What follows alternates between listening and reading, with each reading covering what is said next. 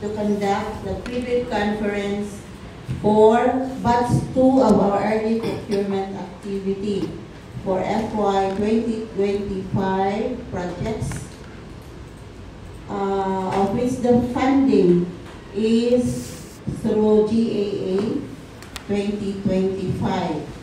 So these projects will be bid out but short of award. So the first agenda is brief presentation or explanation regarding the contract. Basic contract data, like the project 25IA 0010. The contract name is Network Development Construction of Bypass Diversion Road, Pawikan Esperanza Diversion Road, Biliran. This entails construction of 7.312 lane kilometer road with an approved budget for the contract of 96,498,000 pesos. The contract duration is 226 calendar days. By the way, it is sad to note that we had no prospective bidders who attended this activity, but we have the complete attendance of the BAC members, the BAC TWG, and the BAC Secretariat. So the next project is contract ID 25IA0011, rehabilitation of access road leading to trades, industries, and economic zones. Villa Caniha, Anislagan Road, connecting to Anislagan Ceramics Producers Association, Naval Biliran. It has approved budget for the contract of 48,994,594 pesos and 61 centavos, with a contract duration of 250 calendar days. The next project is 25IA0012, Network Development Road Widening, Secondary Roads, Biliran Circumferential Road, kilometer 1104 plus 184 to kilometer 1104 plus 496, and then kilometer 1105 plus 180 to kilometer 1105 plus 913 in Kabugayan, Biliran.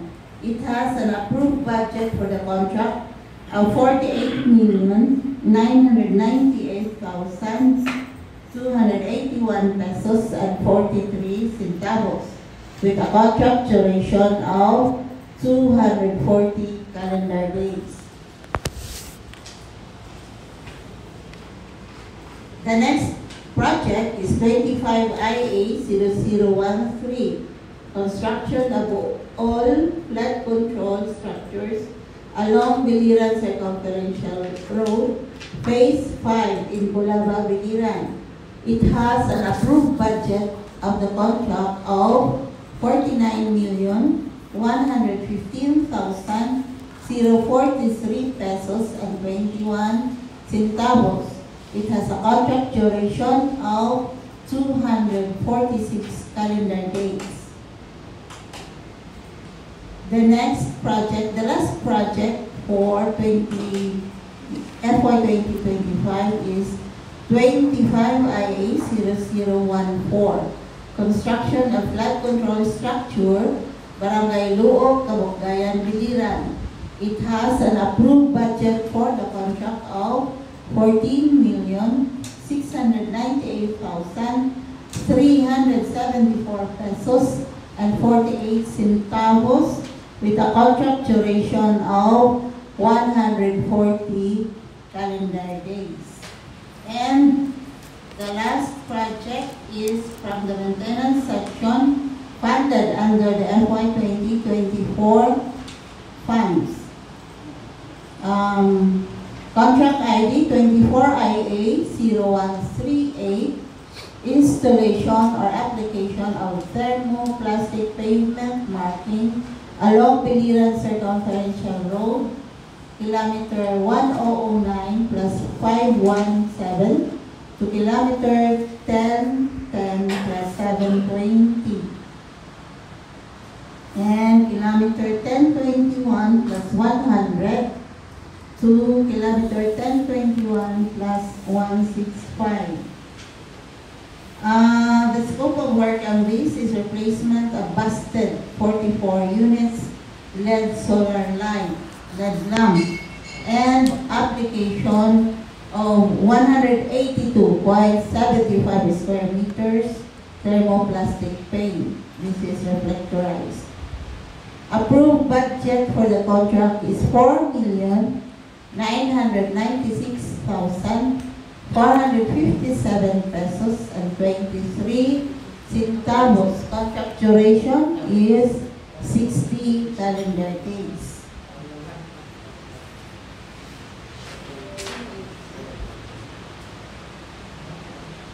So the requirements of bidding documents includes instruction to bidders, general conditions of contract, special conditions of contract, specifications, drawings, bill of quantities and forms. Documents to be submitted by the bidders sa technical proposal or PICOB special JV license if applicable, or a single proprietorship if applicable. Authority of signing official is PA, and then signed organizational chart for the contract, contractor certification on key personnel signed by the prospective bidder, list of major equipment signed, omnibus sworn statement signed. This is required in RA 9184. For the financial proposal, bid form, bid prices in the bill of quantities, preliminary examination of bids, detailed evaluation of bids, cost qualification will follow later, and then award.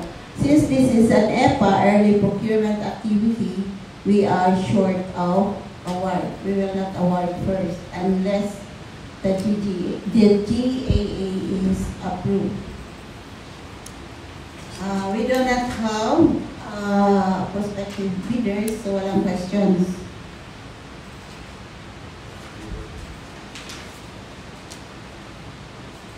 For the back members, the technical proposal shall contain the following: joint venture, PICOB is special joint venture license if joint venture is used.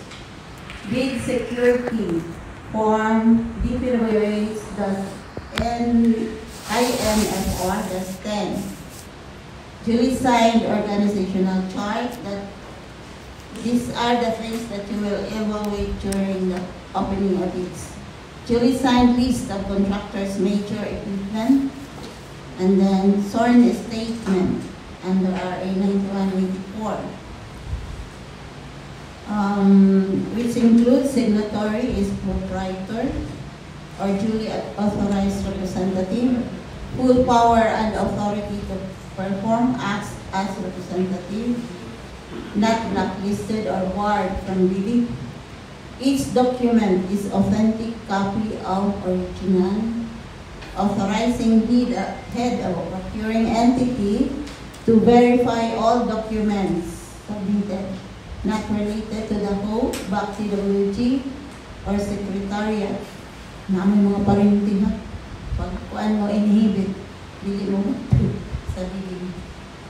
And then, complies with existing labor laws and standards, aware of and undertaken responsibilities as a bidder, did not give any commission, amount, fee, or consideration. And then another one is certificate of PhilGIPS registration, platinum membership. Then DTI or SEC certificate, mayor's permit, tax clearance, pa ni siya na kuan SB kaning tax clearance is i-ask lang ni nato if winning bidder. Wala pa siya na supersede. Kasi sometimes ko dili man ang bidder mag-attach sa tax clearance. Pero dati kung wala yung tax clearance tapos dili siya winning bidder, we will allow it. Pero kung winning bidder, we can ask during the award na, di ba? The tax clearance. Or mas maayo kung na tax clearance.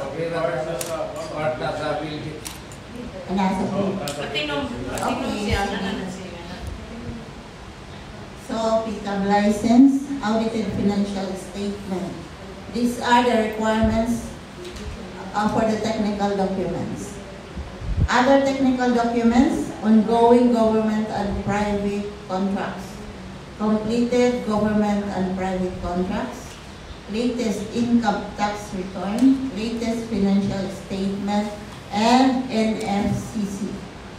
For the financial proposal, it should include the duly signed bid form, duly signed bid prices in the bill of quantities, and duly initial detailed estimates, duly signed cash flow by quarter,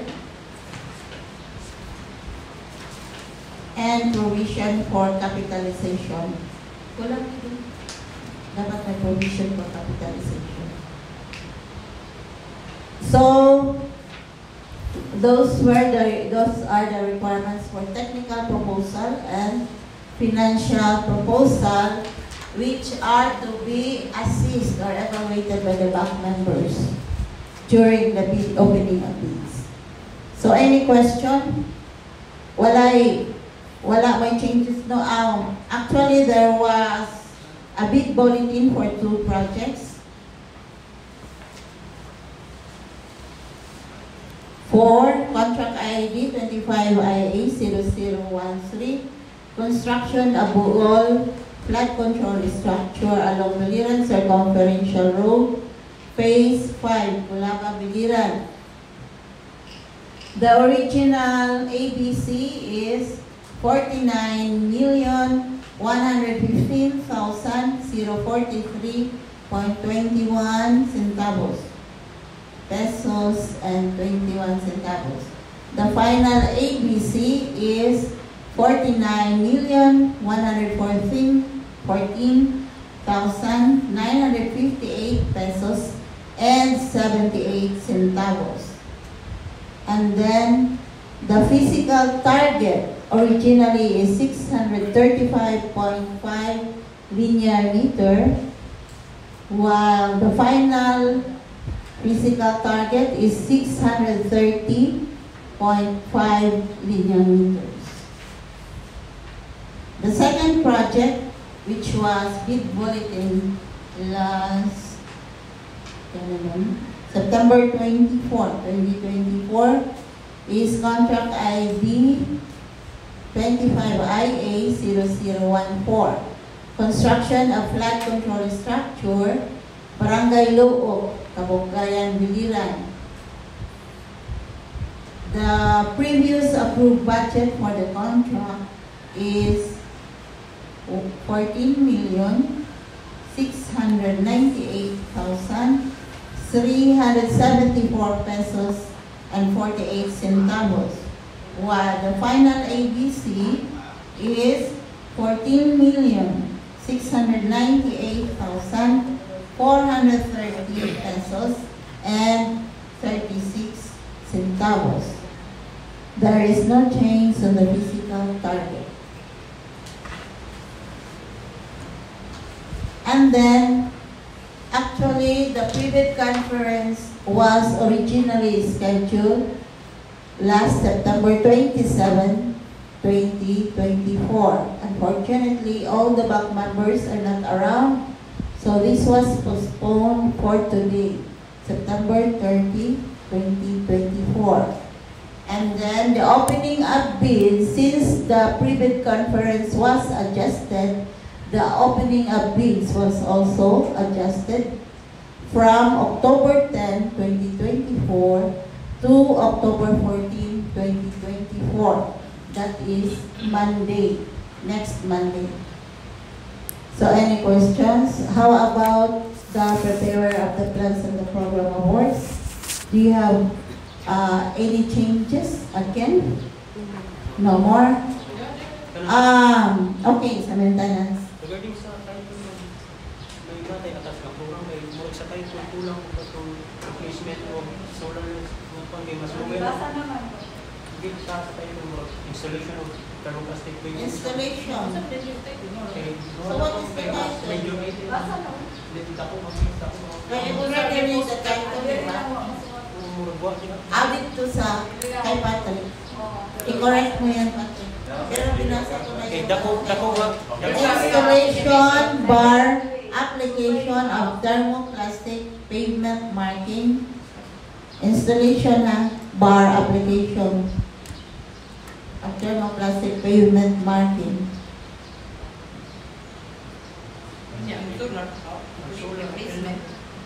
Sa imong title sa program? Naa sa title? Wala man din. Di add replacement of damaged solar light at Biliran Bridge. Wala mo nabasa. Nabasa na ako. Patrick, wala daw sa imo. Kana, oo. Kay ang amount sa thermoplastic gamay ron siya ang replacement sa busted solar lights mabot 3.8. So major item siya kasi Oo, diha naman siya. Diha lang sa diba. okay. Pero dili sa imo ITV, okay naman. Tama ang title. So, any more questions? Sure ha? Available na ang plano ani? Yes, ma'am. Program awards? Kompleto na, ABC? ma'am. Na-post na ang plano. Wala na changes? Oh, pag ni result kuon so explode. Ay, oo.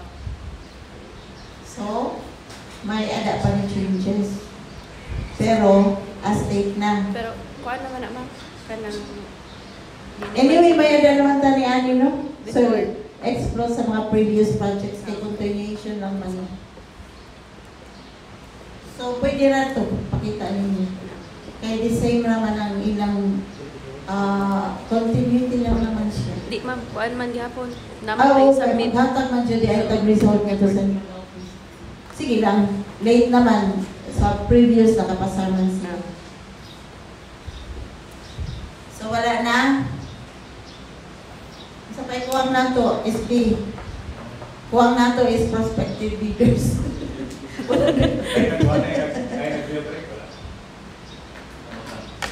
Wala yung nagkuhan, online ka nagkuhan lang. Question.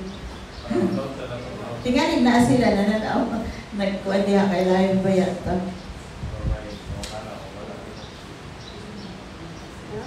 Ano daw yun? Prospective bidders. Facebook? Kasi na ni question mo. Saan yan? Video? Wala. Video. Why not online? Okay, so if nobody was online, let us now adjourn our pre-bid conference. Thank you for your presence and good morning.